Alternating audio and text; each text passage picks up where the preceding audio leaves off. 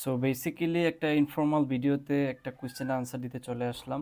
Already তোমরা সেটা বুঝতে পারতেছো যে শীতের যে সময়টুকুতে প্রচণ্ড ঘুম পায়, অনেক অলস লাগে নিজেকে। দেখা যাচ্ছে যে এনার্জি গেইন করাটা আসলে ইম্পসিবল হয়ে যায় পড়াশোনার জন্য।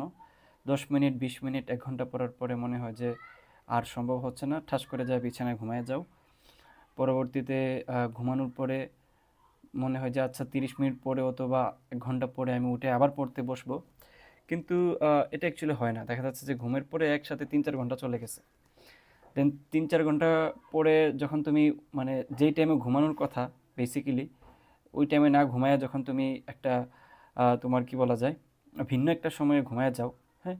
তো ওই সময়টাতে যখন তুমি ঘুম থেকে উঠো তখন আসলে আর মেজাজ ঠিক থাকে না, মন মানসিকতা ঠিক থাকে না। তখন আগে কেন পড়লাম না, আগে কেন ঘুমাইলাম, এই জিনিসগুলো আসলে তোমাকে অনেক বেশি প্যারা দিতে থাকে। এটা সাইকোলজিক্যাল ব্যাপার।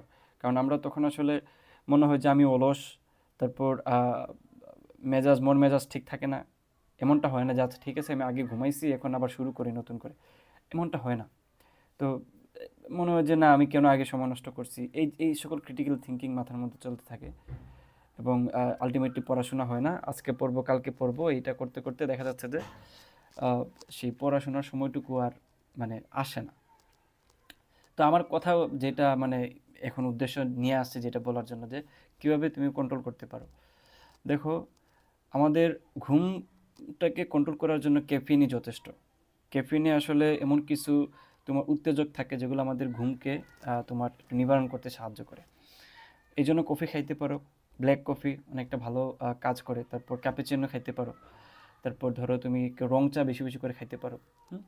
তবে এই কয়েকটা জিনিসের ভিতরে থাকাটা আমি মনে করি যে যুক্তিযুক্ত। এর বাইরে কোনো ট্যাবলেট কিংবা কারোর কাছ থেকে কোনো মুখরোচক কথাবার্তা শুনে তুমি কোনো ধরনের মেডিসিন বা কোনো ধরনের কোনো ড্রাগ এগুলো নেওয়ার চেষ্টা করবে না। জাস্ট ব্ল্যাক কফি, চা, তারপর রং চা অথবা লেমন টি এই ধরনের ক্যাফিন জাতীয় জিনিস খাবা। তাহলে দেখবে যে ঘুম চলে যাচ্ছে। আর যখনই পড়তে বসবা, পড়তে বসতে যখন দেখবা যে কিছুক্ষণ পরে তোমার হাই উঠতেছে বারবার, মানে বারবার মনে হচ্ছে যে তোমার মানে ঘুম হয় নাই রাতে কিন্তু যথেষ্ট ঘুমাইছো, তখন পানি খাবা, যথেষ্ট পানি সাথে রাখবা, পানির মধ্যে গ্লুকোজ মিশিয়ে রাখবা। পানি খাইলে আসলে অনেকটাই ভিতরের যে ঘুমের যে ব্যাপারটা এটা চলে যায়। হুম? গোসল করলে যেমন মানুষের শরীরে শাওয়ার মানে একটা ফ্রেশ অনুভব হয়, এটা যেমন বাইরের বাহ্যিক যে শাওয়ারনেস বা ফিলিংস কাজ করে, একটা ফ্রেশ ফিলিংস হয়, পানি খাইলেও ভিতরের ইনার ফিলিংস হয় যে ফ্রেশ একটা ফিলিংস মনে হয় ভিতর ভিতরে। সো যেটা বললাম যে কোনো ধরনের ড্রাগ, কোনো ধরনের কোনো কিছু খাওয়ার দরকার নেই।